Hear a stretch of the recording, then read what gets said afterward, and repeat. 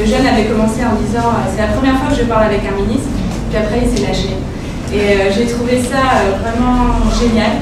Et je suis vraiment ravie aujourd'hui d'être au CERA parce que justement c'est vraiment l'espace propice, comme disait aussi monsieur Mattei. C'est l'espace c'est l'espace propice pour avoir justement des discussions franches, directes et ouvertes. Donc on est ici entouré d'experts avec des expériences différentes qui vont de l'Asie du Sud-Est jusqu'en Afrique, à la fois des points de vue académiques et aussi opérationnels. Je pense qu'on va avoir des présentations très intéressantes, mais on a aussi hâte de vous entendre parler. Madame la Présidente de la Croix-Rouge également a parlé d'interaction. On aimerait vraiment que cette discussion soit interactive pour qu'on puisse apprendre, pas uniquement exprimer ses opinions, mais aussi apprendre. Donc je vais rapidement vous présenter les panélistes. Vous avez leur bibliographie plus complète. Donc à ma gauche, j'ai Madame Adèle Cudre, qui est donc représentante de l'UNICEF en Côte d'Ivoire. Elle travaille pour l'UNICEF depuis 1989 et justement elle a commencé en Asie du Sud-Est, en Inde. Elle est d'origine libanaise, mais elle est également anthropologue. Et donc nous allons l'entendre un peu plus tard sur le rôle des institutions internationales et des ONG transnationales. À côté de Madame Cud, nous avons Jan Adou. Il est docteur en sociologie et chercheur au Centre suisse de recherche scientifique en Côte d'Ivoire. Il va aujourd'hui faire son grand oral parce qu'il est boursier du Fonds de la Croix-Rouge française justement par rapport aux réalités et perspectives de la transition humanitaire en Côte d'Ivoire. Donc on a aussi également hâte d'entendre son point de vue par rapport à ses recherches de terrain et peut-être des témoignages qui émanent directement des Ivoiriens. Et ensuite, nous avons Monsieur Franzou Koné, qui est le directeur des ressources humaines à la Croix-Rouge de Côte d'Ivoire. Et il est chargé également du développement organisationnel. Ça fait 4 ans qu'il est avec la Croix-Rouge de Côte d'Ivoire. Et il venait du secteur privé avant. Et l'absent en panel, mais qui reviendra plus tard, donc, est Monsieur Luc Grégoire, qui est donc le directeur du CRUD en Côte d'Ivoire. Il est aussi économiste principal et il a été co-rapporteur du sommet du millénaire et de la conférence OFD +5 de New York. Et il a activement contribué aux travaux préparatoires du sommet mondial sur le changement climatique, qui je pense fait écho aussi aux allocutions d'introduction qui parlent justement du changement climatique comme étant une des nouvelles urgences humanitaires. Donc je passe la parole rapidement à Philippe. Merci Fiona et pour tous. Simplement, juste très brièvement, deux, trois observations. D'abord, je voudrais associer un hommage qui a été rendu tout à l'heure par l'ambassadeur Jean-Paul Serre par le professeur Jean-François Mattei aux victimes morts et décès des attentats à Paris le dernier. C'est ici à Abidjan, beaucoup d'entre vous ont été partagés avec nous ces douleurs, ont été traversées comme nous. Il faut dire aussi que parmi ces victimes, il y a aussi justement des gens qui travaillent dans l'ONG. Il y avait notamment la responsable d'une ONG très active à Madagascar. Ces victimes, c'est effectivement toutes les couches de la société qui ont été. Et puis aussi, tout à l'heure, je le disais, je suis très heureux de retrouver ici toute une série d'amis, toute une série de gens avec lesquels je travaille, j'ai travaillé. Bon, certains sont effectivement comme Virginie, aussi, comme Jean-Sébastien Villers, ont été à un moment des étudiants. Je ne suis pas sûr que je leur ai apporté beaucoup. Je pense qu'en tout cas, moi, ils m'ont apporté beaucoup. Sans savoir peut-être même bien plus que moi, pour toute une série de choses. Et dire aussi que dans la salle, le pas possible endroit de la chaire UNESCO, ici à l'Université d'Abidjan, et avec lequel aussi, qui justement, et aussi avec tous ces étudiants ivoiriens et de la sous-région, travaillent déjà depuis un certain temps sur ces questions de transition humanitaire. Et peut-être pour terminer justement faire aussi une forme de lien, car j'étais dans cette salle au CERAF il y a quelques mois, à l'occasion d'une convention de la société, des organisations de la société civile de Côte d'Ivoire. Il y a aussi sûrement la présence de Russie, dont monsieur l'ambassadeur de France a parlé le matin, et qui a joué vraiment et qui continue de jouer un rôle important. Et les acteurs aussi incluent un grand nombre d'organisations et des ONG internationaux, et même si ma liste n'est pas exhaustive, il faudrait citer le Comité international de la Croix-Rouge, la Croix-Rouge française, le Conseil norvégien des réfugiés, le Conseil danois des réfugiés, ACTED, IRC, IRC, ACF, Save the Children, MSF, MDM, Quai des Hommes, COUPI, ADRA et d'autres que j'ai probablement omis ce matin et desquels je m'excuse. Il y a aussi d'importantes ONG nationales, et on parlait durant la pause café des ONG nationales comme étant aussi une partie de la société civile avec lesquelles on a beaucoup travaillé durant les urgences, et on continue de travailler dans la période post-crise, comme la Croix-Rouge Côte d'Ivoire, comme Caritas, ASAPSU et probablement beaucoup d'autres ONG. Il ne faut pas aussi négliger le rôle des institutions financières qui ont appuyé tous ces acteurs humanitaires, notamment ECHO, la France, les États-Unis, la Norvège, la Suède, et récemment, durant la crise de l'Ebola, la Banque mondiale même a aidé pour faire face aux crises.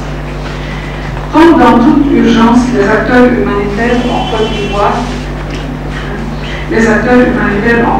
ont joué un rôle important à chaque crise. Leurs domaines d'intervention ont couvert largement la provision de services sociaux de base, la protection et les interventions dans le domaine de la consolidation de la paix et le renforcement de la cohésion sociale. Donc les interventions étaient surtout au niveau de la nutrition et la sécurité alimentaire, l'eau et l'assainissement et l'hygiène pour empêcher la prolifération des maladies, la santé, la vaccination, la distribution des médicaments essentiels, surtout pour les groupes vulnérables tels que les femmes et les enfants, et aussi pour aider le retour à la normalité à travers l'ouverture des écoles, qui était aussi un instrument de normalité, et l'appui au retour des réfugiés ivoiriens immédiatement après la crise. Durant les périodes de calme relatif, les acteurs humanitaires ont agi sur les poches humanitaires résiduelles, et je reviendrai un peu plus tard sur ça en détail. Et comme dans tout autre pays, les acteurs humanitaires en Côte d'Ivoire ont un système de coordination qui est sous la direction du coordonnateur humanitaire, appuyé par le bureau de UN-OCHA. Donc, il y a aussi des clusters qui ont été établis, comme le système de cluster dans toute urgence humanitaire, et qui se sont vraiment résolus après la crise. Mais il y a certains d'entre eux qui ont été immédiatement évoqués avec les préparatifs de l'Ebola, comme le groupe par exemple sur l'eau et l'hygiène et l'assainissement, le groupe sur l'éducation. Ils se sont réunis et ils ont vraiment contribué aux préparatifs de l'Ebola. Depuis la fin de 2011, la situation humanitaire s'est améliorée et le rôle des acteurs humanitaires s'est concentré sur la période de transition.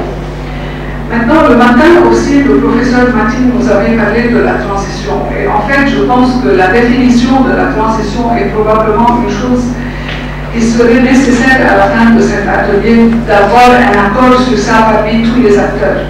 Parce que aussi, ça pourrait être que, est-ce que la transition Parce que dans la Côte d'Ivoire, peut-être que je vais dire quelque chose qui n'est pas trop diplomatique, mais il semblait dans le passé que cette transition était une transition d'une crise à une autre, mais pas une transition d'une crise à un état de développement. Donc, qu'est-ce qu'il va faire cette fois qui est un peu différent pour que vraiment on ait cette transition dans le développement? Donc, je pense qu'on doit se mettre tous d'accord sur la définition de la transition et voir comment aller dans la direction de vrai développement. Depuis fin 2011, donc, la situation humanitaire s'est améliorée et le rôle des acteurs humanitaires s'est concentré sur cette période fameuse de transition. Donc, l'action s'est concentrée sur l'appui au retour des réfugiés ivoiriens des pays voisins et leur réinsertion au sein des communautés. Aussi, il y a eu un soutien aux groupes les plus vulnérables pour ne pas retomber en crise, visant à leur donner les outils nécessaires pour ne pas retomber en crise et dans la violence. Et l'appui au renforcement des capacités locales, notamment en matière de préparation aux catastrophes naturelles et de réduction des risques pour s'assurer que des mécanismes adéquats soient en place après l'éventuel départ des humanitaires. Le comité de coordination élargi, qui est un mécanisme de coordination qui est co-présidé par le ministre de la Solidarité, de la Famille, de la Femme et de l'Enfant, et le coordonnateur humanitaire continue de fonctionner. Et dans le sein de ce mécanisme, il y a bien sûr toutes les organisations humanitaires du système des Nations Unies, les grandes ONG internationales, les groupes ailleurs de fonds dans le domaine de l'humanitaire tels que ECHO, et il y a bien sûr les partenaires nationaux et les ONG nationales. Ensuite, après ce qu'on appelle la période de transition, est arrivé Ebola. Donc, Ebola qui a vraiment fait une grande épreuve et où l'appui des agences ou des acteurs humanitaires s'est concentré sur l'appui à la coordination et la planification, l'appui au renforcement des services de santé, l'appui à la communication et à la mobilisation des communautés et l'appui logistique. Donc voilà les grands domaines. Bien sûr, il y a eu aussi beaucoup de financement qui étaient venus dans le contexte de Ebola pour renforcer la capacité des acteurs humanitaires pour faire le travail. Le prochain. Maintenant, quelle est la période de la post-transition, le développement et vers l'émergence? Le gouvernement ivoirien a accompli des progrès en matière de restauration de la sécurité et de rétablissement de l'autorité de l'État. Et afin de répondre aux besoins de la population dans cette nouvelle phase de transition et de poursuivre les efforts de développement durable, le gouvernement a adopté un plan national de développement 2012-2015. Aujourd'hui, le gouvernement est sur le point de finaliser un prochain plan de développement 2016-2020 qui vise à conduire la Côte d'Ivoire vers l'émergence. Quoique le contexte humanitaire se soit considérablement amélioré, les conditions de vie des populations vulnérables sont toujours une préoccupation. Donc, des résiduels humanitaires continuent d'exister et ils sont significatifs et on doit vraiment en prendre compte. Et il y a même des nouveaux qui se sont ajoutés au cours des 2 ou 3 dernières années. Donc, le rôle des acteurs humanitaires dans cette phase peut être présenté de la façon suivante. Premièrement, appui au retour et à la réinsertion des réfugiés qui restent en dehors de la Côte d'Ivoire, surtout au Libéria, estimé à 67 000. Ce retour a été empêché par Ebola. La grande question est quand est-ce que sa réalisation va reprendre. Ça, c'est une des grandes problématiques. Le deuxième, c'est l'appui à la formulation de solutions durables pour les déplacés internes et les réfugiés. Selon les estimations des Nations Unies, au plus fort de la crise, plus de 1 million de personnes ont abandonné leur foyer, dont approximativement 300 000 dans les pays voisins comme réfugiés et 800 000 comme déplacés à l'intérieur du pays. Et avant les élections, peut-être que plusieurs d'entre nous ont été dans la région de l'Ouest pour vraiment avoir une idée de ce qui se passait. Et les gens disaient qu'on ne craigne pas vraiment la violence qui est liée aux élections, mais on craint la violence qui est liée aux problèmes fonciers, qui n'a pas été résolu jusqu'à maintenant. Donc ça, c'est un grand résiduel. Je ne sais pas si c'est un résiduel humanitaire, mais ça demande de l'humanitaire certainement pour être résolu et pour être adressé. Donc ça, c'est un fort fardeau qui continue d'être là. Donc, quelles sont vraiment les mesures qui sont mises en place pour prendre en compte la population de ces forêts? Un profilage qui a été fait en 2014 a montré qu'il y a 300 000 personnes qui sont encore déplacées à l'intérieur du pays. La majorité d'entre eux sont dans la région de l'Ouest et du Sud-Ouest. La Côte d'Ivoire aussi a ratifié la Convention sur la protection et l'assistance des personnes déplacées à l'intérieur de leur propre pays, qui est connue sous la Convention de Kampala. Et elle a été choisie, la Côte d'Ivoire, comme un des 3 pays qui vont développer le cadre, qui vont développer des solutions durables pour les personnes déplacées. Un cadre stratégique qui est en cours de développement par le gouvernement avec l'appui du HCR et du PNUD, mais pourtant le problème c'est que le gouvernement ne semble pas avoir, ou bien pas seulement le gouvernement, je dirais que toute la convention de Kampala ne semble pas être connue par la population. Donc la société civile n'est pas vraiment au courant de ces lois. Et moi je pense que ça aussi c'est un autre rôle des humanitaires, comment on doit agir vis-à-vis de la société civile pour qu'ils puissent prendre un rôle plus grand dans le contrôle citoyen, ce qu'on appelle le contrôle citoyen, qui est vraiment un pilier important dans le progrès vers le développement. Autrement, ça va retomber chaque fois dans des crises et dans l'humanitaire. Donc, les signes sont encourageants, mais le chemin de comment opérationnaliser cette convention de Kampala pour parvenir à une assistance et une protection plus efficace et durable des besoins des personnes déplacées reste encore long à faire. Et on a vu récemment qu'il y avait eu des expulsions des forêts, des expulsions des forêts. Donc j'ai un peu essayé de mettre les 3 points suivants et je vais terminer avec ça. Quel est le rôle des humanitaires dans la veille, l'alerte pour prévenir de prochaines crises, le plaidoyer et le renforcement des capacités. Je vous remercie.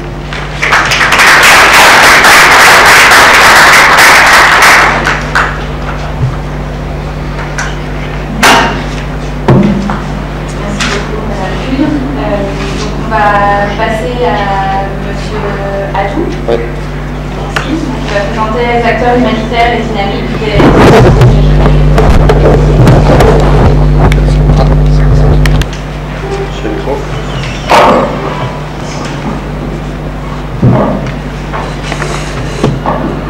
Bien, merci. Avant de passer à la présentation, je voudrais bien dire merci encore au fond la Croix-Rouge, au professeur Mattei, pour son initiative.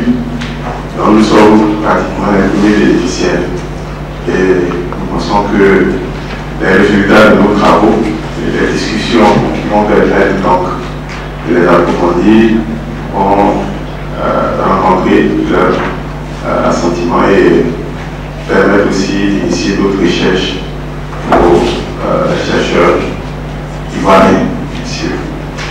Et ensuite de cela, je voulais dire particulièrement merci au professeur Francis Akindès, je ne connais pas, mais je tiens à lui dire merci parce que il y a un an de cela, le 4 novembre 2014, au centre suisse, il nous appelle alors que je faisais un atelier d'acteurs sur la justice transitionnelle.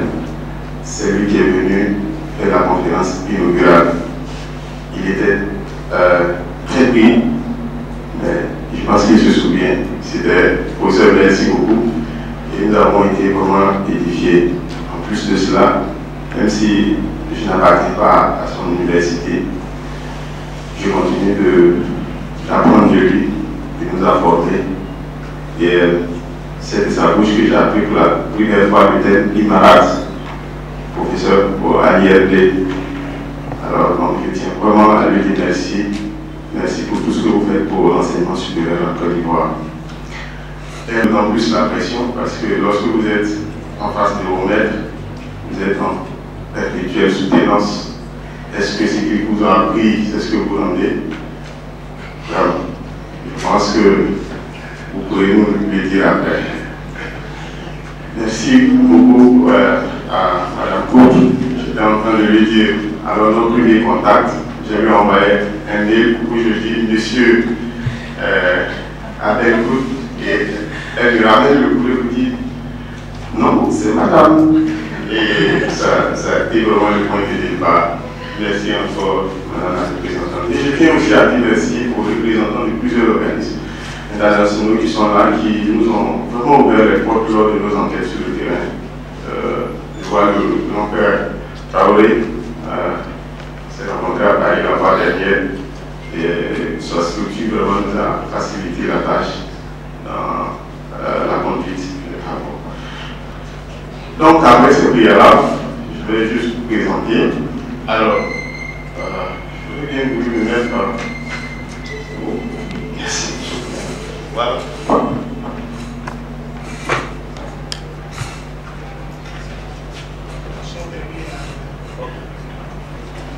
Alors, l'humanitaire en Côte d'Ivoire, acteur dynamique et disparité régionale. Humanitaire en Côte d'Ivoire, acteur dynamique et disparité régionale. C'était donc le thème qui m'a été proposé. Oui, nous continuons.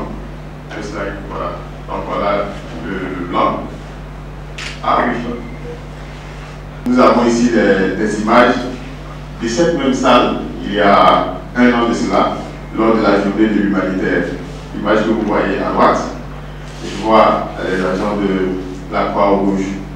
Alors, en Côte d'Ivoire, l'humanitaire, de quoi parle-t-on, de qui parle-t-on, et ça se voit où? Avant cela, je me permets de donner d'abord une définition de l'humanitaire. Bien entendu, c'est des professionnels et des experts qui sont là, mais en même temps, il se peut qu'il y ait des personnes qui ne savent pas de quoi il s'agit.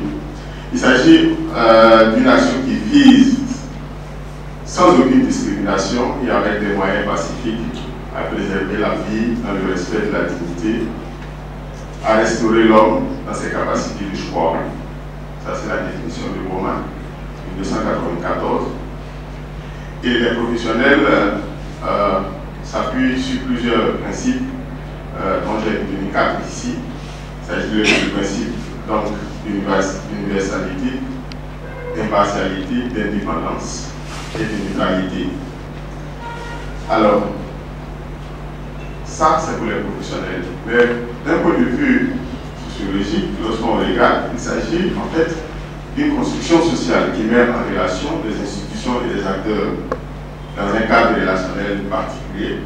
Donc, ça évolue, les règles sont particulières pour ce champ, qui est visible par des pratiques singulières, de sorte que quand on voit quelqu'un qui pose un acte, on peut toujours penser, ah, ça c'est un humanitaire, parce qu'il pose différemment par rapport aux autres façons de faire, qui s'appuie également sur des supports idéologiques, c'est-à-dire qui permet donc de légitimer l'action. Et 2 termes principaux, il s'agit de sauver des vies, et puis c'est fait de façon gratuite, donc altruiste. Et également le dernier point qui caractérise l'action humanitaire du point de vue donc, sociologique, c'est que ça se passe dans un contexte de crise. Donc, le signe d'appel peut être une catastrophe naturelle, une guerre, comme la Côte d'Ivoire l'a connu, ainsi de suite. Ça, c'est ce contexte fait écho à la transition humanitaire. Voilà, je sais que le professeur Mattei regarde, il ne s'agit pas seulement des catastrophes naturelles et des guerres. Et cette définition également fait écho à l'éthique et à la transition humanitaire. Et après donc cette définition, nous avons l'humanitaire en Côte d'Ivoire d'hier à aujourd'hui.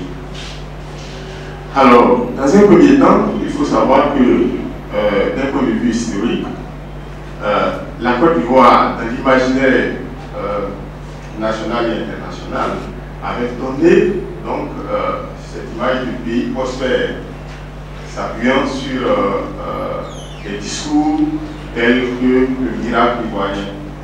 De sorte que sous ce rapport, la Côte d'Ivoire ne se présentait pas comme un pays ou un territoire humanitaire. Mais cette image est contrariée donc, à partir de 1980 avec la crise économique et ses effets pervers sur la vie sociopolitique. De sorte que l'humanitaire, à partir donc, de 1980, si on suit l'évolution historique de la Côte d'Ivoire, ça apparente aux actions sociales des programmes d'ajustement structurel.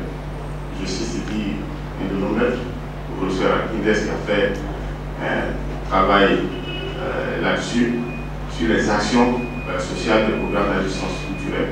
De sorte que, de ce point de vue, en lien avec la crise économique, l'humanitaire peut être vu donc, comme des actions posées pour pallier les effets néfastes des programmes d'ajustement structurel. Et après donc, cela, on a donc deux ordres dans l'humanitaire en Côte d'Ivoire. Un premier ordre qui s'appuie sur la crise économique et un autre ordre qui s'appuie sur la crise militaire-politique. Alors, lorsqu'on voit le territoire humanitaire, les territoires, les espaces, les sols que les professionnels humanitaires considèrent comme prioritaires, on a l'image de la Côte d'Ivoire. Et là où nous avons les zones rouges, constituent pour les professionnels, donc les territoires prioritaires, donc l'action humanitaire. Alors, de ce point de vue, on a l'humanité d'urgence en Côte d'Ivoire. Ces termes ont été déjà utilisés. Comme je le disais, avant 2002, on avait donc deux épisodes majeurs lorsqu'on se situe dans le cadre de la Côte d'Ivoire. Le premier événement de rupture humanitaire d'urgence en Côte d'Ivoire, c'est bien entendu des éléments qui sont liés au contexte extérieur à la Côte d'Ivoire, à savoir la guerre du Biafra et dans une moindre mesure la guerre du Vietnam. Donc, qui a eu comme conséquence des réfugiés en Côte d'Ivoire. Ça, c'était. Et le deuxième point, avant 2002, il s'agissait également de la guerre du Libéria et de la Sierra Leone en 1990, et qui a eu un afflux de réfugiés sur le territoire ivoirien. D'ailleurs, le HCR a eu son accord de siège en rapport avec le problème des réfugiés libériens en Côte d'Ivoire. Donc vous voyez bien que c'est un événement dur dans l'imaginaire, pardon, dans l'humanité d'urgence en Côte d'Ivoire.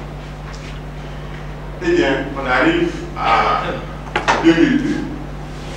Après 2002, nous avons deux périodes, 2002-2006. Donc cette période considérée par les professionnels comme période d'urgence, où des groupes sociaux cibles sont considérés comme fortement menacés. Et après 2006, les professionnels se retirent. sont supprimés en 2010 par l'autre événement, donc la crise post-électorale, de sorte que les premières réponses sont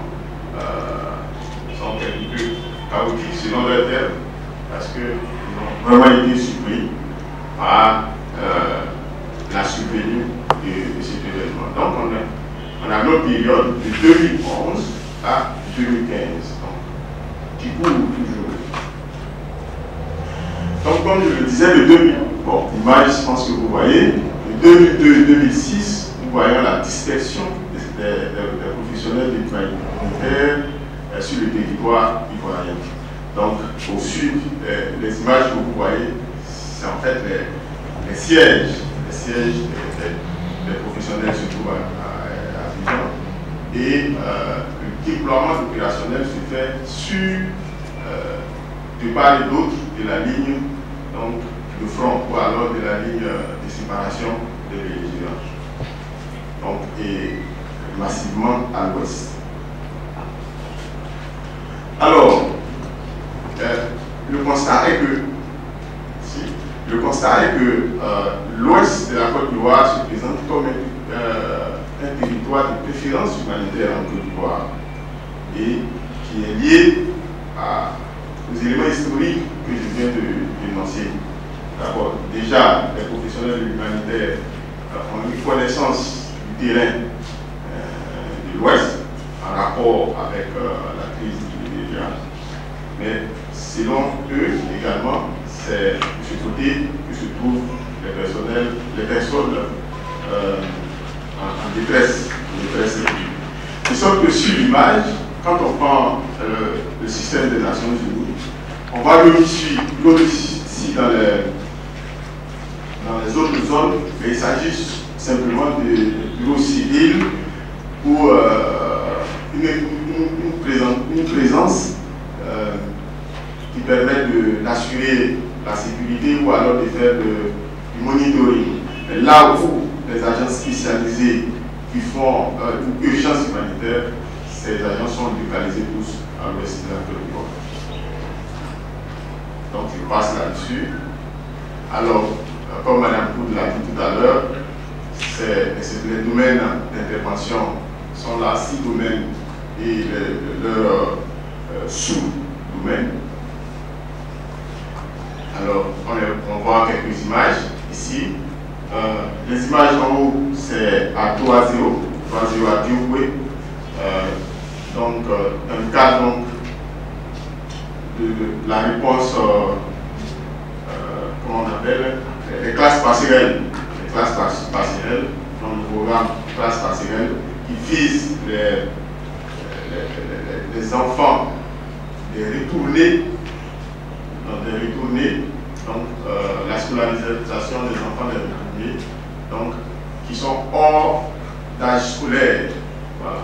Donc c'est un programme spécifique où on voit la collaboration entre les acteurs officiels. Donc, pour le cas où on a le bailleur, l'État du Côte d'Ivoire et l'agence spécialisée.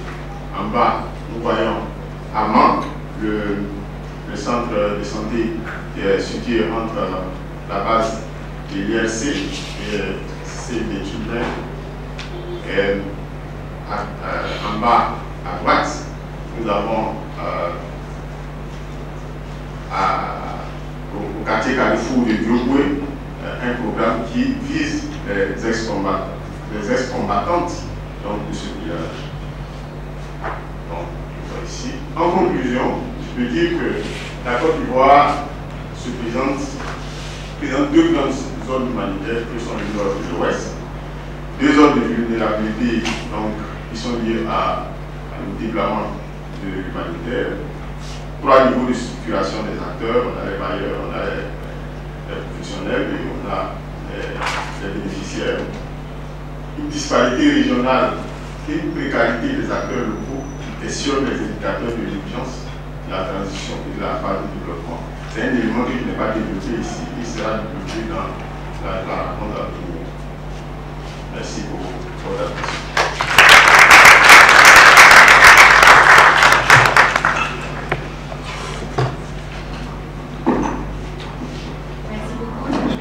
inviter M. Grégoire à nous rejoindre à la table, mais entre-temps, je vais inviter M. Connet de faire sa présentation.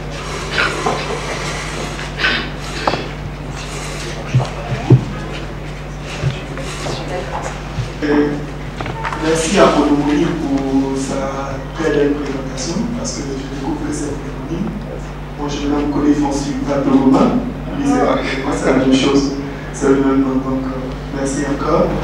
Je crois que cette présentation, elle a été très intéressante parce que lorsqu'il déroulait sa présentation, j'avais l'impression de voir une avant-première de celle que je vais faire maintenant sur les évolutions de la mission de la Croix-Rouge de Côte d'Ivoire. Évolution, bien entendu, qui, comme je disais, donc, a suivi un peu l'évolution des acteurs humanitaires sur le territoire national. Je vais commencer cette présentation par présenter donc la Croix-Rouge de Côte d'Ivoire. La Croix-Rouge de Côte d'Ivoire est la fille de la Croix-Rouge française qui était installée donc en Côte d'Ivoire durant les années coloniales. Et donc, la Croix-Rouge de Côte d'Ivoire a pris la place de la Croix-Rouge française dès 1960. La reconnaissance par l'État de Côte d'Ivoire par un décret-loi est arrivée en avril 1963. Et comme c'était un préalable pour la reconnaissance au niveau des instances du mouvement, la reconnaissance donc des instances du mouvement, c'est-à-dire le Comité international de la Croix-Rouge, la Fédération internationale des sociétés de Croix-Rouge et de Croissant-Rouge, cette reconnaissance donc a suivi en 1963. Aujourd'hui, la Croix-Rouge de Côte d'Ivoire, c'est 76 branches locales. Nous entendons par branches locales les comités locaux, qui sont donc des structures décentralisées, et les brigades de secours. Les comités locaux sont au nombre de 50 et les brigades de secours sont au nombre de 26. Donc les comités locaux sont des structures décentralisées au niveau départemental ou régional, et les brigades de secours sont des unités opérationnelles mais liées à des comités locaux. En termes de ressources aujourd'hui, de ressources humaines, nous allons nous arrêter aux ressources humaines en termes de ressources. Donc en termes de ressources, la Croix-Rouge de Côte d'Ivoire aujourd'hui c'est 225 agents déployés sur l'ensemble du territoire, donc autant pour les activités de base de l'organisation que pour les activités programmatiques. Parmi ces 225, vous avez donc des agents qui sont purement employés Croix-Rouge et vous avez également des agents affectés par l'État de Côte d'Ivoire, donc, dont la Croix-Rouge est bien entendu auxiliaire, parce que toute société de Croix-Rouge est auxiliaire des pouvoirs publics. Et, toujours en termes de ressources humaines, la base des ressources humaines de la Croix-Rouge étant le volontariat, la Croix-Rouge de Côte d'Ivoire, c'est 12 800 volontaires à travers le pays. Vous avez déjà rencontré ce matin Madame la Présidente, donc Madame Soirée, née Koné Karidiata, qui est la nouvelle présidente de la Croix-Rouge de Côte d'Ivoire depuis bientôt 3 à 4 mois. Et du point de vue de l'exécutif, la Croix-Rouge de Côte d'Ivoire est actuellement dirigée par un secrétaire général par intérim, le docteur Nana Kouadio Rigobert, qui est dans la salle et que vous aurez l'occasion de rencontrer aussi. Quelles sont les missions de la Croix-Rouge de Côte d'Ivoire, globalement? La Croix-Rouge de Côte d'Ivoire, comme toute société de Croix-Rouge, a pour mission d'alléger, de prévenir, d'alléger en tout temps et en tout lieu, sans discrimination aucune, les souffrances humaines, sans distinction de quelque nature que ce soit. C'est l'un des principes fondamentaux, dont 4 ont été cités par le docteur Alou tout à l'heure. Donc, les 7 principes fondamentaux qui guident l'action de la Croix-Rouge, c'est-à-dire, je vais les citer pêle-mêle, la neutralité, l'indépendance, l'impartialité, le volontariat, je Et combien il y a déjà? Ok, d'accord. Donc, impartialité, universalité, neutralité, indépendance, volontariat, et voilà. Donc, ce sont les principes qui soutiennent donc l'action de la Croix-Rouge et donc qui guident tout ce que nous faisons. Et donc, dans toutes nos actions, le principe de non-discrimination est un principe fondamental dans tout ce que nous faisons. Donc, avec un focus particulier pour les groupes vulnérables, les plus vulnérables. Dans nos actions, lorsque nous intervenons, nous allons vers les plus vulnérables d'abord. Donc, c'est la vulnérabilité qui guide et non quelques critères discriminatoires qui se sont. Alors, comment le travail de la Croix-Rouge a évolué en Côte d'Ivoire depuis les années 60? Bien entendu, vous allez vous rendre compte que entre la Croix-Rouge de 1960 et la Croix-Rouge de 2015 en Côte d'Ivoire, il y a une très grande différence. Et il y aura encore une plus grande différence, nous l'espérons, Madame la Présidente, là comme challenge, et nous l'a communiqué, nous espérons encore une plus grande différence pour la Croix-Rouge de 2020. En 1960, lorsque la Croix-Rouge commençait en Côte d'Ivoire, comme l'a dit le professeur Agou, elle était essentiellement focalisée sur des actions d'assistance sociale. Essentiellement des actions d'assistance sociale. Donc, des actions ponctuelles pour apporter une aide à une pouponnière, pour assister un orphelinat, pour faire un don à un village d'enfants SOS, ou assister des familles peut-être sinistrées qui ont eu qui ont été victimes d'un incendie ou ceci ou cela. Mais vraiment des actions d'assistance sociale. Et ça va durer jusqu'autour des années 90. Effectivement, à partir de 90, une grande rupture va se produire avec la guerre du Libéria. Parce qu'avec la guerre du Libéria, vous allez avoir une forte,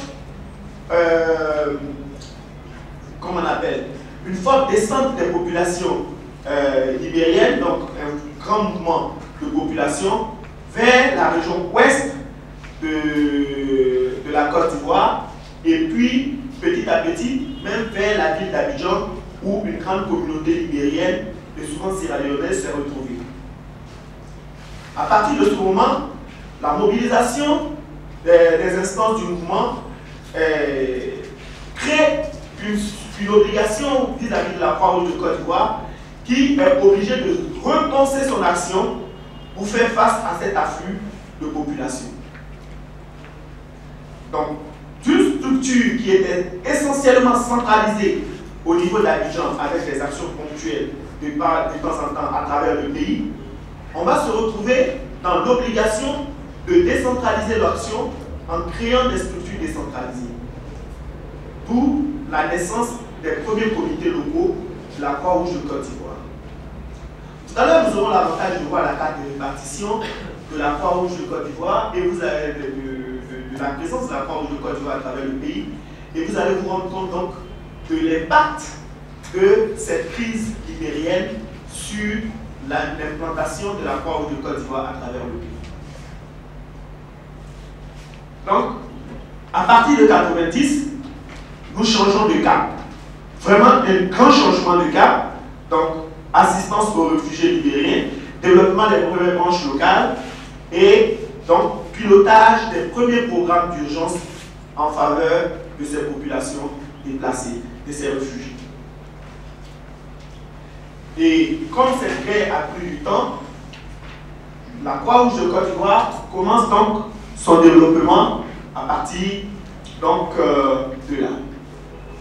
Donc à partir des années 90, c'est le développement de la Croix-Rouge de Côte d'Ivoire qui va s'amorcer. Donc nous avons d'abord dans un premier temps des programmes d'urgence pour répondre donc aux besoins des populations déplacées des guerres du Libéria. nous prenons conscience donc, de la nécessité de la préparation aux catastrophes et donc de l'intervention en cas de catastrophe. Donc, une Croix-Rouge plus dynamique en termes de préparation d'une de ses missions régaliennes qui est la préparation aux catastrophes. Parce que vous savez, pour ceux qui ne le savent pas, je le dis, la Croix-Rouge, elle est née dans les situations de guerre. Donc, pour assister d'abord dans un premier temps des personnes victimes des situations de guerre. Et donc, nous nous sommes rendus compte à partir de ce moment, à la Croix-Rouge de Côte d'Ivoire, qu'il y avait un travail à faire, il fallait être prêt pour réagir parce que nous nous trouvons devant une situation pour laquelle on n'était pas forcément préparé, mais avec l'appui des partenaires du mouvement, on a pu répondre efficacement. Il fallait être plus efficace à l'avenir, être prêt pour une réponse meilleure en cas de situation nouvelle. D'accord. Donc, nous allons commencer donc des projets de développement, des projets de préparation de catastrophes, d'intervention en cas de catastrophe. Et puis, petit à petit, les projets de développement vont commencer à venir.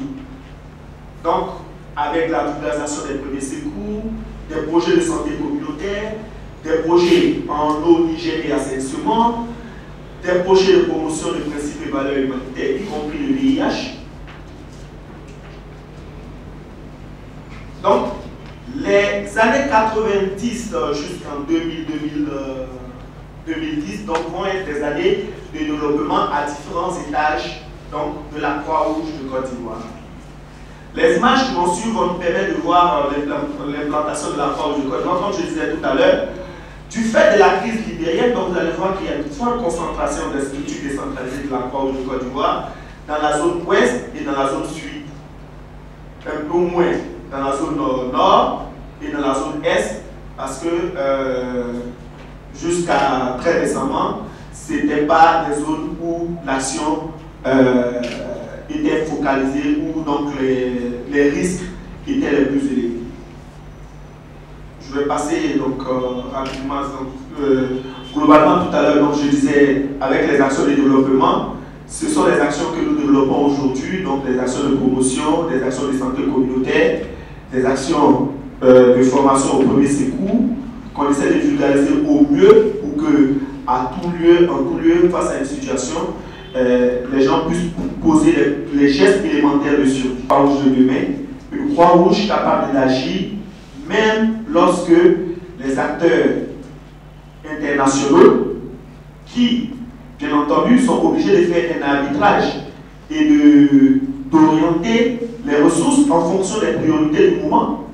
Lorsque ces acteurs internationaux commencent à se désintéresser du pays parce que les crises s'éloignent, il y a quand même des vulnérabilités à l'intérieur de la communauté. Il y a des situations au niveau communautaire auxquelles il va falloir faire face. Et la Croix-Rouge de Côte d'Ivoire s'est donné comme mission d'être cet acteur présent au sein de la communauté et capable de réagir en tout temps et en tout lieu, qu'il y ait une crise ou non, qu'il y ait un partenaire ou non. Et pour y parvenir, il nous faut arriver à une autonomie financière. Voici donc, mesdames et messieurs, honorables invités, en vos grade et qualité, comment de 1960 à 2015, la Croix-Rouge de Côte d'Ivoire a évolué et où la Croix-Rouge de Côte d'Ivoire espère se positionner d'ici 2020. Et je suis content qu'il y ait des actions, des acteurs internationaux qui nous ont toujours accompagnés. Je vois la Croix-Rouge française, je vois donc tout le parterre avec des gens avec qui on a continué à travailler.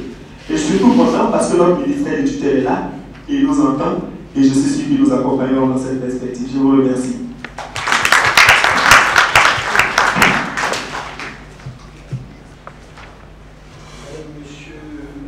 Merci. D'abord, je voulais saluer les liens qui unissent traditionnellement la Croix-Rouge et le système des Nations Unies, dans le PNUD en particulier. Je vous prie de m'excuser, je ne suis pas intervenu au bon moment, puisque nous avons été conduits à une audience avec le Premier ministre à l'instant. Et donc, je vais polariser mon intervention sur la thématique qui m'a été suggérée, la transition humanitaire et la gestion de sortie de crise. très rapidement, je vais essayer d'être bref, mon propos portera sur naturellement les défis en jeu de la sortie de crise de Côte d'Ivoire, les 5 piliers que nous avons considérés comme essentiels dans le pilotage stratégique de cet exercice, une présentation du dispositif national tel qu'il a été défini par le chef de l'État et le gouvernement. En contrepartie, un mot sur les mécanismes de coordination des partenaires au développement, dont l'action humanitaire qui est articulée et prise en considération dans ce dispositif, et puis quelques mots sur l'action humanitaire qui a été déterminante en Côte d'Ivoire. Alors, sur le premier aspect, ce qui nous est apparu comme essentiel dans cette sortie de crise, c'est le leadership national et la coordination des réformes. Ensuite, le deuxième aspect, c'est l'engagement de la communauté internationale. Il a été consensuel et fort. Il y a eu une volonté de la communauté internationale d'accompagner cette sortie de crise. Nous savons que le pays était confronté à des défis majeurs de toutes sortes. 10 ans de crise ont durement affecté la pauvreté de Côte d'Ivoire, la vulnérabilité, les impacts sociaux, éducatifs, sanitaires, etc. étaient considérables. Les infrastructures détruites, l'état de droit, etc. entamé, donc une situation très difficile. Et je crois que la contribution de l'action humanitaire a été déterminante, je l'ai dit, j'en dirai un mot, et elle a été déterminante parce qu'elle a été aussi très articulée, notamment ces dernières années, avec l'action de sortie de crise, l'aspect gestion du retour à l'action de développement. Les piliers majeurs de la conduite de la sortie de crise, vous les connaissez, ce sont les 5 dimensions prioritaires ici présentées qui sont interreliées. Ce sont des dimensions interdépendantes.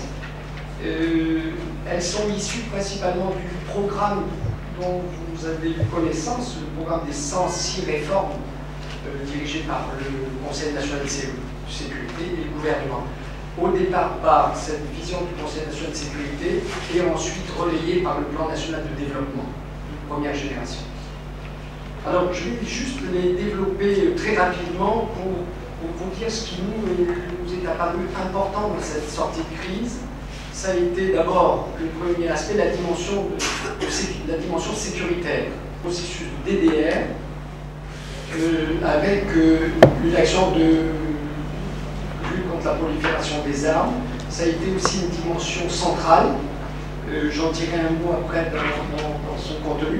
Et puis, il y a eu une coopération internationale qui est multilatérale très importante. Le pays a été soutenu et l'ONUCI a joué un rôle clé. Vous savez qu'il y avait quand même 7500 hommes, un budget de plus de 350 millions de dollars, rien que de soutien à l'action du système des Nations Unies en Côte d'Ivoire. Donc, voilà, la dimension de sécurité a été importante. La deuxième dimension interreliée, elle a été celle de l'état de droit, le retour à l'état de droit et au contrôle démocratique. D'abord, on a vu un repositionnement de l'Assemblée nationale, une réorganisation des institutions de la République, une réhabilitation des structures déconcentrées de l'État. Ça a été quelque chose de nul. On a ça, système des Nations Unies plus largement, on a vu combien tout le dispositif de préfecture, la réalité préfecture, sous-préfecture, tout ce dispositif qui est essentiel au retour à la sécurité, au dialogue politique, à la réhabilitation des structures aussi déconcentrées. Il y a eu une action forte qui a été complexe de réhabilitation du système judiciaire et du système pénitentiaire. Il y a encore beaucoup de choses à faire, mais je dirais que c'était une des priorités centrales avec celle de la préparation du cadre électoral, notamment le cadre de concertation des partis politiques, la mise en place de la CEI et puis l'organisation du processus électoral post-présidentiel qui a abouti à une seconde moment, vous avez connu il y a quelques mois.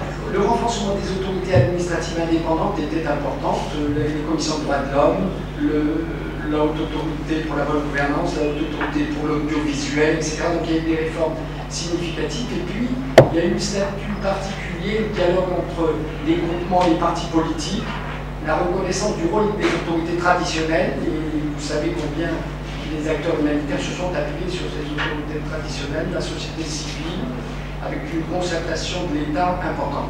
Troisième dimension, c'est la dimension post-crise, reconstruction. Je l'ai dit, l'action sur le DDR a été essentielle. Je rappelle que sur cet aspect, il y avait 74 000 démobilisés. Il fallait que l'État investisse et que la communauté soutienne ce processus. Ça a été un processus très laborieux, mais qui était essentiel à la stabilisation et à la sortie de crise de la Côte d'Ivoire. Sur ce chiffre des 74 000, 57 000 sont aujourd'hui démobilisés et réinsérés. Il y a aussi des risques, il y a toujours une fragilité. Il y a encore une dizaine de milliers de personnes qui sont encore en vulnérabilité, mais c'était une action essentielle. La gestion des déplacés internes et le rapatriement des réfugiés était une dimension aussi centrale. 95% de ces déplacés, ces réfugiés, sont revenus au pays. Il y a eu aussi une prise en compte du statut de victime de guerre, l'indemnisation, le système d'Akonari. Tout ça est en cours, mais c'est une dimension qui était importante. Je passe les questions de réintégration socio-économique. Je voulais juste insister sur le fait que le succès de la reconstruction post-crise est lié aussi aux capacités budgétaires propres que l'État a assumées et à cette assistance extérieure qui a été non négligeable. Je rappelle que la Côte d'Ivoire est le seul pays qui est financé à moitié, un peu plus, son processus DDR. Plus de 50 milliards ont été investis par un surfinancement propre dans l'accompagnement du DDR. C'est aussi une des conditions de la réussite du processus. Autre dimension qui nous apparaît essentielle, c'est la restauration de la gouvernance économique et financière. Il y a eu très vite, en même temps que les autorités géraient la dimension sécurisation et état de droit, négociation, transition politique, le gouvernement s'est investi sur les enjeux de réhabilitation de l'environnement des affaires. Il fallait redonner à la Côte d'Ivoire son rang, son positionnement en termes de marché, d'opportunités régionales, des réformes des finances publiques qui ont été essentielles, la gestion de la dette, les allocations des ressources internes et externes, plus tout ce qui est lié au code des investissements, à la création d'entreprises, à la politique nationale des infrastructures. Ces trois dimensions ont été essentielles parce qu'elles ont permis de mobiliser des ressources conséquentes au plan national et international et aussi de pouvoir attirer l'investissement direct étranger. Donc vous le verrez dans un schéma que j'ai mis un peu plus loin, combien cette mobilisation des ressources, cette amélioration du contexte a permis de conduire cette transition avec une planification qui, bien que laborieuse, a apporté ses fruits et avec des mécanismes institutionnels de veille stratégique, de dialogue qui ont été essentiels. Dernier slide, mais pas le moindre, c'est l'aspect, bien sûr, dimension humanitaire et sociale. Nous savons que l'un des enjeux, c'était bien sûr de répondre aux défis sociaux essentiels et l'assistance humanitaire d'urgence a joué un rôle clé. La mobilisation des ressources extérieures a été conséquente et si vous regardez les financements propres qui ont été mobilisés par la Côte d'Ivoire, on est passé de 500 milliards dès 2012, alors que tous ces indicateurs économiques et financiers étaient en berne, à une mobilisation de plus de 1500 milliards en 2014-2015 et aujourd'hui des engagements de près de 1700 milliards de francs CFA. Donc c'est des sommes considérables qui ont été quand même affectées au défi des secteurs sociaux essentiels. Il y a eu des programmes d'envergure qui ont mis du temps à se mettre en place mais qui jouent un rôle clé. Il y a le programme national de cohésion sociale avec une dimension de protection sociale et de promotion des valeurs civiques et citoyennes. Il y a un programme national de développement communautaire avec vraiment un accent mis sur les activités génératrices de revenus. Vous savez, sur les 57 000 ex-combattants, près de 30 000 ont été réinsérés dans des activités d'élevage, plus les activités publiques, puisque l'État inclut dans sa fonction publique toute une série d'acteurs. Je vais aller plus vite. Je voudrais dire un mot sur le dispositif national de pilotage de tout ce processus. Ce qui a été déterminant, c'est d'abord la mise en place de ce Conseil national de sécurité, dirigé par le chef d'État, et en même temps le dispositif de coordination du financement du développement, géré par le Premier ministre, avec des mécanismes qui ont permis de mettre en place des politiques sectorielles, des arbitrages intersectoriels, une réflexion sur l'affectation de l'impact des ressources. Voilà, tous ces aspects ont été déterminants du côté du pilotage des réformes. En contrepartie, sur l'autre slide, vous verrez que les bailleurs de fonds se sont aussi organisés autour d'un cadre co-dirigé par la France et le système des Nations Unies d'une part, et au niveau des chefs de coopération par la France et le PNUD, avec toute une série de cadres de concertation, vous verrez sur la gouvernance, sur l'eau, l'assainissement, les infrastructures, etc., sur tous ces aspects, des tandems de bailleurs de fonds, avec une attention toute particulière à la coordination humanitaire. Vous la voyez ici en rouge au cœur de ce dispositif. Elle a été à un moment donné fondée sur des clusters. En situation de crise, bien sûr, c'est des clusters qui fonctionnent. Et ensuite, ces clusters ont été intégrés dans le dispositif de coordination de gestion du financement extérieur. Un slide de plus, peut-être juste là, vous voyez sur ce graphique l'évolution de l'assistance extérieure et vous voyez combien cet accompagnement de la communauté internationale, que ce soit en termes de coopération technique, de retour à l'investissement étranger direct, etc., tout ça a porté à l'élan de reconstruction, de réhabilitation, un élément déterminant. Vous avez une petite, en bâtonnet noir, vous avez la contribution de l'aide humanitaire d'urgence. Et vous voyez qu'au moment le plus crucial, entre 2010 et 2012, cette aide représentait 50% des ressources allouées à la Côte d'Ivoire. Et naturellement, très vite, et peut-être trop vite, cette assistance humanitaire s'est réduite. Mais cette évolution est compréhensible au vu des capacités de mobilisation de la Côte d'Ivoire. Dernier aspect, ça a été présenté. Vous avez 4 grandes étapes d'évolution humanitaire en Côte d'Ivoire. Il y a eu ce fameux premier plan en 2011 avec 110 millions de dollars mobilisés. Puis après, vous avez eu le premier cap, appel consolidé pour l'aide au moment de la crise post-électorale. Vous voyez déjà que les ressources étaient déjà légèrement en baisse, autour de 100 millions de dollars. Et puis, on est passé à des besoins humanitaires type de lutte contre les vulnérabilités en 2013 et aujourd'hui à des besoins dits résiduels, autour de 25 millions de dollars. Les secteurs concernés, mes prédécesseurs les ont rappelés, c'est des secteurs un peu classiques avec les zones d'intervention privilégiées, c'est-à-dire l'Ouest principalement, un peu le Nord et certaines poches de vulnérabilité. Je terminerai mon intervention en vous montrant combien dans cette reconstruction, reconsolidation, transformation, transition de la Côte d'Ivoire, un des paramètres qui a été déterminant, c'est aussi le retour des investissements directs étrangers. Je rappelle que lors du groupe consultatif, 8 milliards de dollars ont été mobilisés par la Côte d'Ivoire, que plus de 90% de ces ressources ont été effectivement absorbées dans des programmes, projets, d'infrastructures et autres, et que tout ça a porté la création d'emplois, la capacité de la Côte d'Ivoire à financer sa transition, à organiser ses élections sans accompagnement majeur de la communauté internationale, etc. Donc je vous remercie.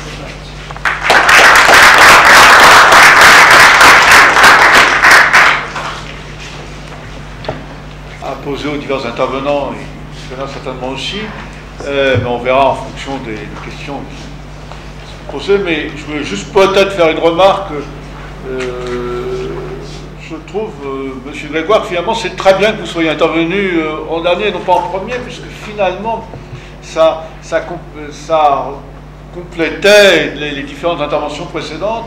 Et si je permettre cette première remarque, il me semble qu'on peut tirer de l'ensemble de ces interventions et de la vôtre, à travers à la fois la présentation donc, des acteurs, des spécificités du paysage humanitaire ivoirien, peut-être un focus sur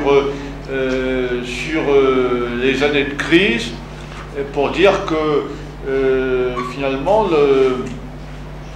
cette période de post-crise est plutôt, et cette sortie de crise est plutôt une réussite, et c'est plutôt dans l'ensemble bien déroulé à travers les différentes présentations qui ont été faites, et que finalement les résultats sont dans l'ensemble satisfaisants au bénéfice des populations, bien entendu, puisque c'est ça qui reste toujours notre axe central, et qu'après tout, par rapport à bien d'autres crises en Afrique ou sur la planète, c'est pas si fréquent. Et par conséquent, je pense qu'on peut peut-être le souligner. Donc, ce que je vous propose, nous sommes concertés, Fiona et moi tout à l'heure, ce qu'on vous propose, donc, c'est de prendre un temps d'échange, en vous demandant d'être évidemment le plus bref possible dans vos questions. On va prendre une première série de 3-4 questions, vous passez la parole, procédez comme ça, je vois des mains qui se lèvent, donc...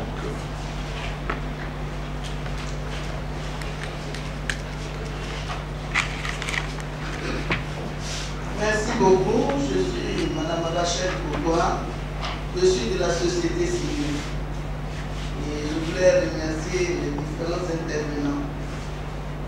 J'ai quelques petites préoccupations. La première petite préoccupation, sur la table, je vois nos partenaires. Mais je dis que si on ne peut pas citer toutes les organisations, on les cite personne. Pour éviter de faire des frustrations. Et je fais partie de ces frustrations. Alors, la deuxième chose, c'est la convention de Kampala, si j'ai bien compris. À propos des déplacés internes, je dis que nous devons faire attention. Il y a déplacés internes et il y a déplacés aussi. Quand nous prenons des gens contre leur volonté qui ont quitté leur lieu d'habitation, ça, ce sont des déplacés internes. Mais des gens qui savent qu'il y a des lois qui existent, qui disent qu'on ne doit pas aller dans les forêts classées ou y amener des activités et qui se lèvent pour pénétrer dans ces forêts pour faire des exploitations, ce sont des envahisseurs. On les y enlève parce qu'ils ont violé les lois et on ne peut pas les classer déplacés internes. Et je crois que le problème que ça pose, c'est un poids de mesure. Parce que je me rappelle en 2009, il y avait des guerriers de la zone de Biglo qui étaient partis dans la forêt classée qui est chez eux. Ils ont fait des exploitations, ils ont été chassés. On a détruit leur exploitation, ils n'ont pas été dédommagés. Et nous sommes toujours en Côte d'Ivoire. Je crois que la règle doit être aimée. Ça, c'est l'autre élément. L'autre élément, voyez-vous, avec l'humanitaire, nous y avons travaillé tous ensemble. Quand on dit que c'est vrai, les plus grands affrontements ont eu lieu à l'Ouest, c'était vrai. Mais quand il y a eu les affrontements, les gens ont fui dans les autres régions. Malheureusement, toutes les actions majeures qui ont été menées dans ces régions. Mais les autres régions qui ont été envahies par les gens qui se sont déplacés sont laissées pour compte. Ça crée un déséquilibre dont il faut tenir compte pour corriger ces disparités non voulues. Au niveau de la Croix-Rouge, c'est bien ce que vous faites. Mais je voudrais aussi dire que... Mais dites-moi en même temps également que, par temps de crise, l'autorité de ces autorités traditionnelles est fortement remise en question. Il y a aujourd'hui un problème de leadership. Sur quel leader s'appuyer au niveau local pour faire passer des messages ou pour mobiliser? Ça, je suis souvent étonné que ça apparaisse en deux lignes dans les rapports, mais que ça ne soit pas posé comme un problème. D'abord un problème de la gestion des situations d'urgence et aussi un problème pour le développement. Il y a également ce que j'appelle la crise du volontariat. Vous vous appuyez souvent sur les volontaires qui n'ont plus envie d'être volontaires. L'action humanitaire génère un profil de gens que j'appelle les coursiers de l'humanitaire sur les différents territoires et qui ont de plus en plus envie d'être salariés. Ils ne le disent pas ouvertement et ils se mettent en situation de capture d'opportunités et en position de pouvoir. Alors, il va falloir qu'on mette ces questions en réflexion parce que si l'action humanitaire qui est censée réduire les souffrances complexifie les situations de terrain, eh ben, ça mérite également qu'on y réfléchisse. Vous avez parlé du DDR. Oui, vu en termes quantitatifs, les résultats sont bons en termes de distribution des kits et tout ce que vous pouvez imaginer. Mais se pose la question de la durabilité des formes d'installation. Nous avons fait dans le nord et dans le centre de quelques enquêtes et on se rend compte que l'argent qui a été donné a servi à payer les dettes et n'a pas permis de stabiliser une activité durable. Ça également, il va falloir qu'on en parle. Parce que l'action humanitaire vue du haut semble très jolie, mais lorsqu'on va regarder les outputs, il y a un retour sur action qu'il faut envisager. Cette détérioration, elle a un lien à peu près évident avec le sous-investissement dans ces zones-là pendant la phase de crise et la fuite du personnel de santé pendant plusieurs années. Donc un acteur humanitaire aujourd'hui doit aussi analyser cela et pouvoir se déployer dans ces zones-là. Donc un acteur humanitaire, ce n'est pas que un acteur d'urgence pour nous. Et le deuxième élément, c'est justement la restauration de l'homme dans ses capacités de choix. Alors ça, j'ai trouvé ça très très étonnant que ça avait déjà été donné par M. Roman à l'époque, parce que je trouve que c'est une notion qui était complètement oubliée par les acteurs d'urgence ou dits humanitaires depuis. C'est cette notion-là que nous, chez l'AIRC, par laquelle on croit beaucoup, elle fait rentrer dans le champ humanitaire des programmes de gouvernance, des programmes d'éducation, des programmes de renforcement de la société civile, etc. etc. Donc c'est vraiment une acception du terme humanitaire qui est beaucoup plus large que la simple réponse à des besoins d'urgence précis en eau et assainissement, en nutrition, etc. Et je crois que c'est dans ce sens-là qu'il faut que les acteurs humanitaires aillent et qu'ils ne soient pas uniquement que des acteurs d'urgence entre guillemets. Voilà, mais je conclue là, je voudrais simplement avoir vos vues par rapport à cette définition. Merci. En fait, j'ai beaucoup hésité, mais je pensais que quand même il faut dire le nom de cet acteur. Peut-être j'ai raté, donc par rapport à la question qu'elle a posée aussi sur les déplacés internes, ceux qui sont déplacés par force et ceux qui sont déplacés parce qu'ils ne sont pas suivis la loi. Je pense que c'est une question importante. En même temps, il y a peut-être des exigences de la vie qui ont amené ces gens à occuper cette société. Et je pense que même les gens qui sont en prison ont des droits. Donc, des droits à se défendre. Donc, et je suis sûre que le gouvernement, à travers toutes les actions qu'ils sont en train de prendre, ne vont pas considérer ces gens-là comme des coupables. Donc, si j'ai bien compris son intervention, ces gens-là ne peuvent pas être punis.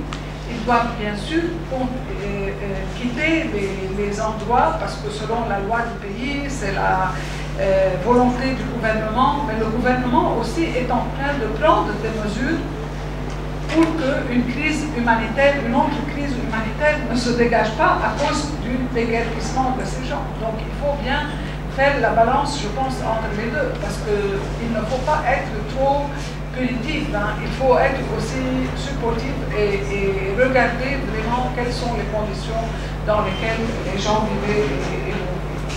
Je suis tout à fait d'accord avec ce que lui a dit, ce que tu viens de dire, hein, que c'est un peu au-delà des formes d'assistance immédiate, et ça a à faire aussi avec la construction de la société civile, Mais je pense aussi que tu as évoqué un problème qui est très important, le problème des inégalités entre les régions et le problème des régions, des indicateurs dans le nord qui sont vraiment très mauvaises et qui pourraient être aussi une grande menace à la cohésion sociale en Côte d'Ivoire s'ils vont continuer d'exister. Donc, moi aussi, je pense que dans la deuxième présentation qui était sur les inégalités sociales entre les groupes et entre les régions pourraient bien être une cause d'une autre crise dans le pays. Et c'est pour ça absolument que les acteurs humanitaires doivent aussi se pencher sur ces régions qui n'ont pas vraiment suffisamment de bons indicateurs.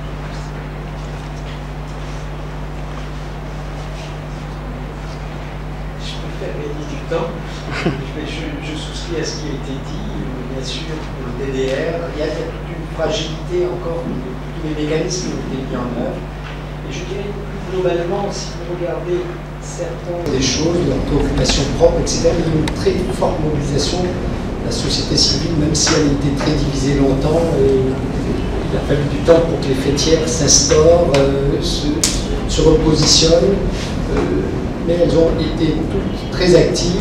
Le secteur privé aussi, Gloria et international, ont su réagir, ont su relancer un certain nombre d'activités.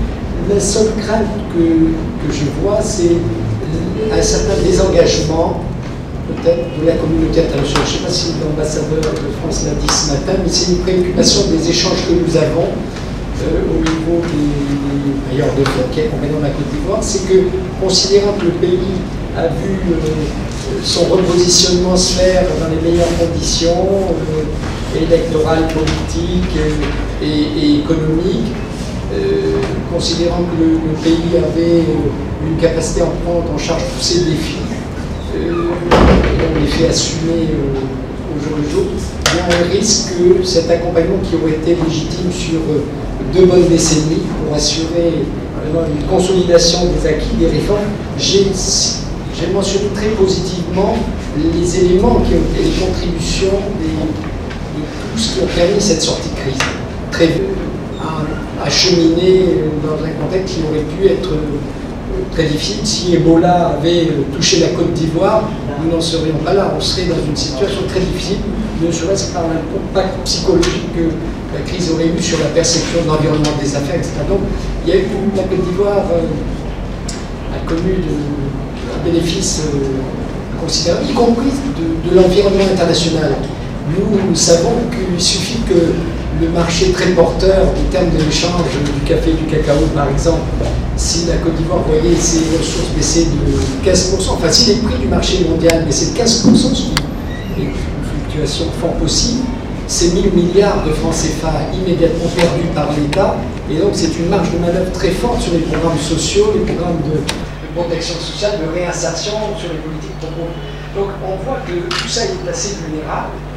Tout ça doit être consolidé et le risque c'est que la communauté internationale ne reste pas plus longtemps aux côtés de la Côte d'Ivoire pour accompagner cette transition forte sur les enjeux sociaux, sur les enjeux de cohésion sociale, sur la solidité des réformes de gouvernance en cours, sur aussi le défi de l'emploi. Rappelez-vous que chaque année en Côte d'Ivoire, 450 000 jeunes arrivent sur le marché de l'emploi et que comme ailleurs sur le continent, 10% trouvent une place dans le monde sur le marché de l'emploi, malgré une volonté de l'État de faire bien et du secteur privé d'embaucher, de diversifier et transformer ses productions locales, etc. Mais on voit que tout ça doit être accompagné, soutenu de manière importante pour l'avenir de ce pays. Dans la série des questions. D'abord, la crise du volontariat. Quelqu'un a parlé tout à l'heure de la crise du volontariat. Je pense que c'est une réalité indéniable. Elle n'est pas seulement nationale au niveau de la Côte d'Ivoire, elle est internationale et je pense que les voix plus autorisées que moi dans cette salle de le confirmer. Le nombre de volontaires à travers le monde a connu une forte baisse. Et tout à l'heure, lors de la présentation, nous avons parlé de développement de la base de volontaires. Il y a un travail à faire à ce niveau pour faire comprendre, pour faire comprendre la nécessité d'agir en tant que volontaire lorsque cela est nécessaire, mais surtout pour comprendre la notion de volontaire, parce qu'elle n'est pas toujours bien comprise, surtout dans les pays comme le nôtre, où le niveau de chômage est souvent bien élevé, et donc dans un contexte de chômage généralisé, les gens ont plus tendance à aller vers le salariat qu'à vouloir simplement faire du volontariat. Cela est compréhensible, donc il y a un travail à faire à ce niveau-là, et c'est une crise qu'on ne peut pas ne pas reconnaître. Elle est une réalité. Il y a un travail à faire au niveau des ONG et à la Croix-Rouge de façon générale, tant au niveau du mouvement international de la Croix-Rouge que au niveau de la Croix-Rouge de Côte d'Ivoire. Nous avons donc conscience de ça et des actions sont en train d'être menées depuis la fédération jusqu'aux différentes sociétés nationales. Quelqu'un disait aussi il ne faut pas que l'humanitaire soit seulement un humanitaire d'urgence. Et ça, c'est une réalité aussi. Je voudrais dire que je suis complètement d'accord avec. Et ce que nous disions tout à l'heure en conclusion de la présentation sur les évolutions de la mission de la Croix-Rouge de Côte d'Ivoire, c'était justement cela, qu'il y a un travail continu à faire. Et ce travail, il est, j'ai envie de dire, important pour la réussite des missions, même en cas d'urgence.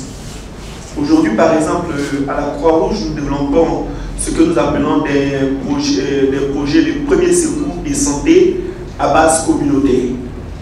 Donc, de sorte que la communauté puisse être préparée à faire face à des situations de crise, qu'elles soient des situations de violence ou des situations de crise sanitaire, et à constituer elle-même aussi des dispositifs d'alerte précoce, de sorte qu'on puisse prévenir ou intervenir à temps, de sorte à amoindrir ou à éviter les crises, sinon à amoindrir leur effet lorsqu'elles doivent apparaître.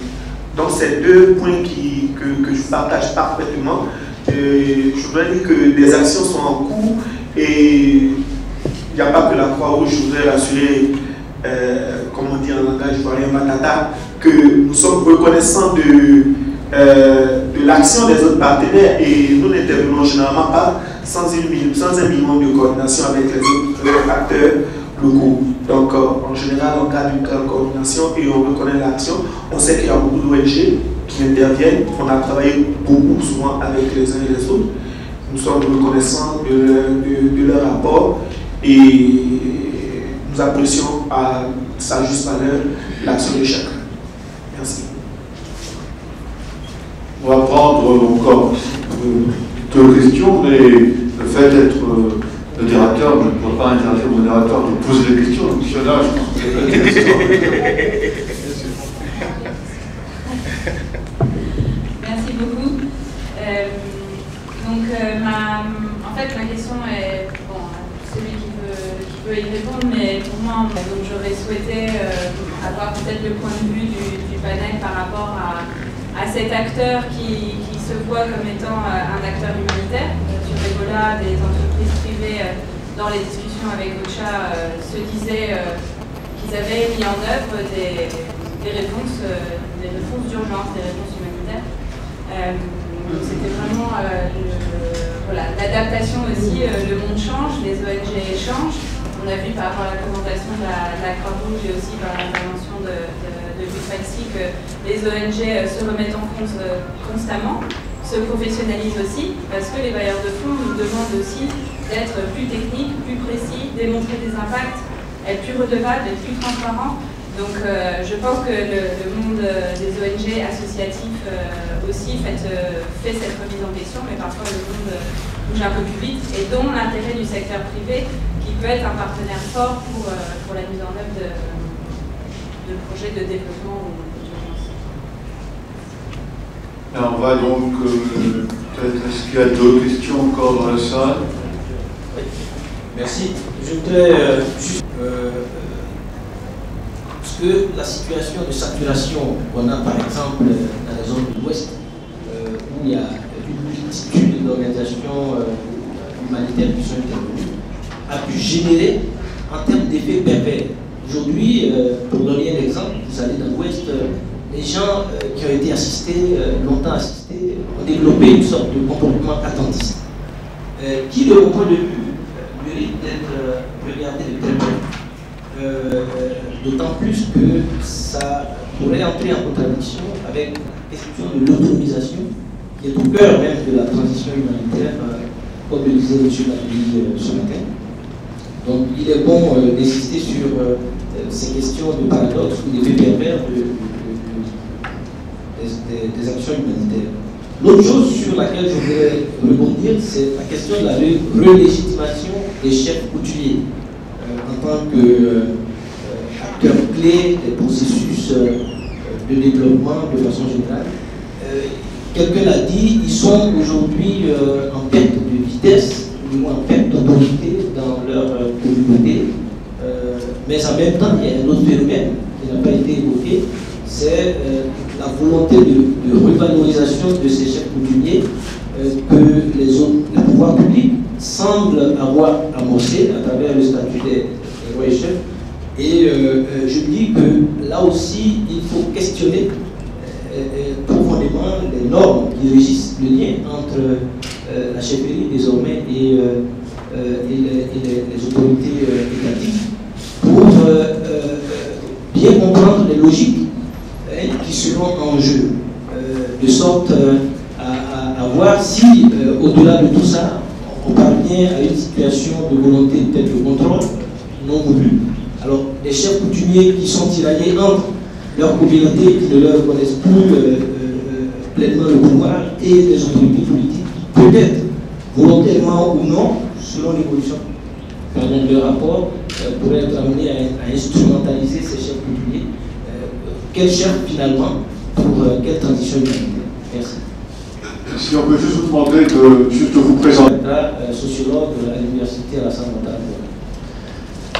Moi, je veux le directeur de l'ONG MESAD, MESAD qui est le mouvement pour l'éducation, la santé et le développement. Je voudrais intervenir sur la question du bénévolat, du volontariat. Bon, j'ai entendu dire que le bénévolat était, ou le volontariat était en perte de vitesse dans le monde. J'aurais voulu qu'il y ait des chiffres pour confirmer cette assertion. Parce que si je vois dans les populations du Nord, on voit de plus en plus de personnes du 3e âge s'engager. Et donc, est-ce que ce n'est pas plutôt une mauvaise lecture? Si on prend la Côte d'Ivoire, mon expérience, il y a une vingtaine d'années, qui montrait qu'il y a 20 ans, quand on proposait à des étudiants ou à des jeunes de s'engager dans nos organisations pour donner des cours d'alphabétisation à des enfants, ils nous traitaient de demeurer, de faire ce type de demande. Et aujourd'hui, je peux vous assurer que nous avons une base de données de jeunes qui veulent s'engager. Et si je m'en tiens au chiffre que nous a donné tout à l'heure l'exposant de la Croix-Rouge ici, ils sont partis de 90 où ils avaient des actions spontanées à aujourd'hui plus de 250 000 volontaires. C'est dire qu'il y a un accroissement. Et on peut aussi prendre les chiffres du nombre d'associations qui se crèchent tous les jours dans nos communautés. En tout cas, ces éléments laissent entendre qu'en Côte d'Ivoire, au-delà peut-être des autres pays que je ne connais pas, en Côte d'Ivoire, il y a un engouement, il y a un engagement des citoyens. Et je voudrais qu'on leur rende hommage au moment où on parle de la transition humanitaire.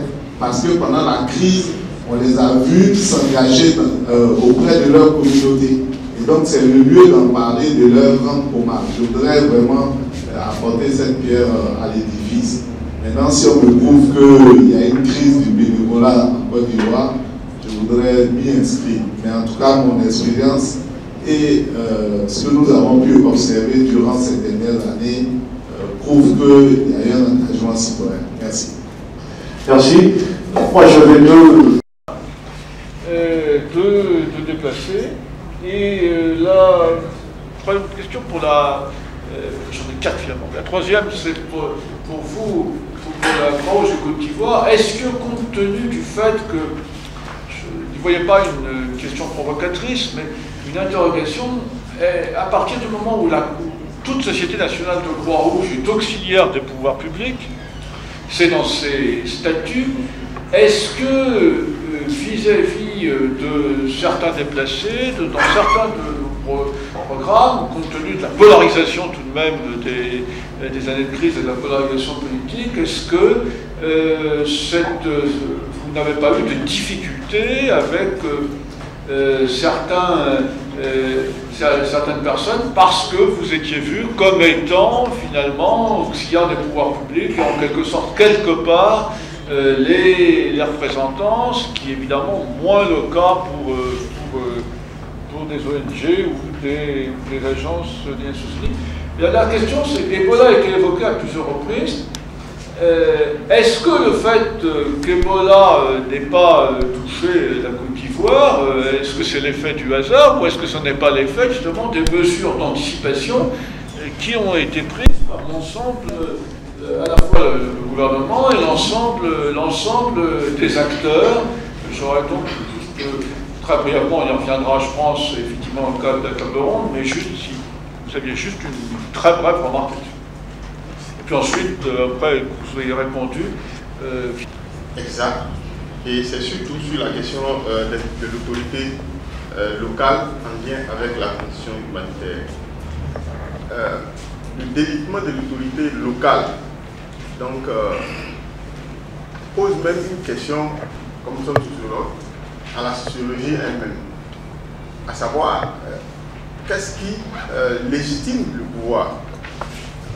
Et où se trouve le pouvoir? Parce que lors de l'enquête, j'ai pu observer, par exemple, à Djokwe. J'ai posé, vous arrivez à Djokwe, le nom du père Cyprien fait loi. Si vous, quelle que soit la catégorie sociale ou le groupe social auquel vous avez affaire, il suffit que vous ayez le mot du père Cyprien, les portes vous sont ouvertes automatiquement. Donc, je lui ai posé la question. Lorsqu'on décrit le contexte de la crise post-électorale de 2011, comment pouvez-vous expliquer le fait qu'il y avait ce îlot de paix, ce filet de sécurité? Il n'y avait pas physiquement une barrière, mais il y a comme une barrière qui empêchait les belligérants d'entrer et donc de prendre maille à partie à ceux qui ont trouvé refuge dans la mission. Et la mission, elle a un peu la taille du CERAP qui abritait plus de 40 000 personnes en même temps. 40 000 personnes. Et il m'a répondu ceci. Il y avait un autre père, un autre prêtre, voilà, qui était là, mais ils ont dû le faire partir parce que si lui, il avait été là, les gens seraient rentrés. Vous comprenez? Et il m'a expliqué, ça dépend de ce que les belligérants, l'image que les belligérants ont, non seulement de l'institution elle-même, et des acteurs qui incarnent l'institution au moment précis. Lorsque vous allez dans les villages, on peut effectivement retrouver ce même cas de figure là-bas. Puisque la crise nationale a aussi ses relents au niveau local. De sorte que les prises de position antérieures ont pu donc avoir un impact sur l'autorité de ces autorités-là, pour utiliser le terme du professeur. Voilà. Et ça questionne donc le phénomène des pouvoirs hybrides, donc en lien avec l'action humanitaire. Ça nous lance vraiment un défi de pouvoir encore creuser davantage pour voir qu'est-ce qui légitime l'autorité autorités locales en lien avec les théories antérieures. C'est ce que je voulais dire. Donc il ne faut pas vraiment déconnecter point l'autorité comme certains acquis innés, liés, basés sur les normes. On a déclaré tel chef, donc on obéit. Il y a d'autres aspects qu'il faut donc prendre en compte. Oui, je finis. Il en reste 67 000 qui ne sont pas. Ça, c'est les derniers chiffres que nous avons accès. Donc 67 000 qui restent en dehors du pays. 73 000 réfugiés. 67 000. Hein, les 300 000 réfugiés qui étaient à l'origine, qui s'étaient réfugiés. Maintenant, pour les déplacer, et là c'est un peu compliqué parce que, comme la dame aussi l'a dit, il y a des déplacés qui ont été déplacés par le conflit, il y a des déplacés qui ont été déplacés par les inondations, surtout par exemple même dans la région de Abidjan. Il y a des déplacés qui ont été déplacés des forêts classées et des parcs nationaux, donc c'est tout un groupe, mais les déplacés qui sont liés au conflit interne, c'est 70 000. Hein? Le nombre original de déplacés internes était de 800 000, mais ce qui était recensé, je pense, je parle, il y a d'autres collègues dans la salle de OCHA, j'en sais, pourraient nous dire plus, mais le profilage qui a été fait en 2014, je pense, a montré qu'il y a encore 70 000 déplacés internes.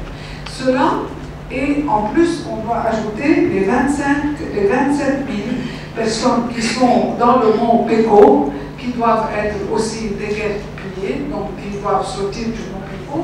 Et il y a entre 25 000 et 40 000 dans la forêt de Niégré. Donc voilà un peu les chiffres qui ont été présentés. Merci.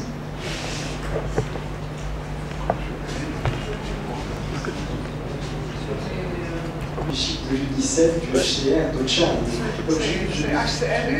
Je sais qu'il y a quand même, c'est vrai que dans l'évaluation du plan national de développement, il y a des chiffres qui sont un petit peu différents, mais je crois que ça dépend des bases de référence, etc. Mais d'une manière générale, pas discuter cet aspect, je voulais juste intervenir sur l'aspect préférence humanitaire. Il me semble que d'abord, il y a eu bien un effet suiviste naturellement. Les bailleurs de fonds ont suivi les acteurs humanitaires. Lorsqu'on regarde quand même l'évolution des indicateurs d'une manière générale, c'est vrai que l'Ouest a été la région la plus aidée. Aujourd'hui, le bilan, on a une cartographie de l'assistance extérieure dans les régions du pays. On a vu que le nombre de projets, le nombre d'appuis sont très importants. Et par contre, que les indicateurs du fait de l'amélioration de la situation de la région ouest, à part certains indicateurs, elles se trouvent aujourd'hui en meilleure situation que le nord du pays, par exemple, l'ouest, je crois. Donc il y a une réflexion là-dessus. Mais il y a aussi une migration des bailleurs de fonds maintenant vont vers les régions du nord. Donc il y a du centre et du nord, est et ouest d'ailleurs. Donc il y a une dynamique qui évolue actuellement. Mais il y a un aspect quand même qui est important, c'est qu'aussi la région de l'Ouest a bénéficié des programmes nationaux, plus que les autres régions. Donc il y a un effet conjoint, engagement de l'État dans les programmes sociaux. Si vous regardez les actions dans le secteur, par exemple, de l'éducation et de la santé, les réhabilitations d'écoles, le centre de santé, etc., l'Ouest a bénéficié de plus de 50% de ces réhabilitations. Si vous regardez aussi les aspects préfecture, sous-préfecture, une série de services de base, la région a été aidée par l'État et aussi par les partenaires.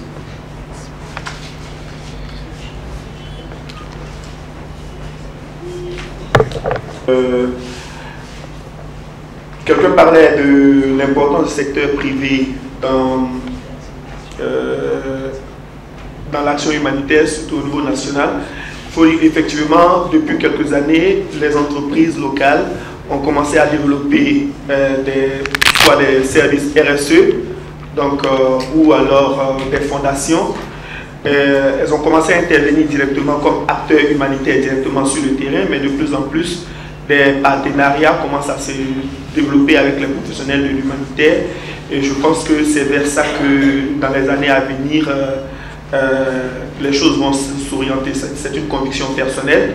Et nous, à notre niveau, on commence de plus en plus à avoir des programmes avec des entreprises privées, en fait financées par des entreprises privées comme Backdonors. Donc je ne vais pas en citer ici, mais nous avons déjà un certain nombre de programmes avec le privé. Je pense que c'est ce qui va se développer davantage.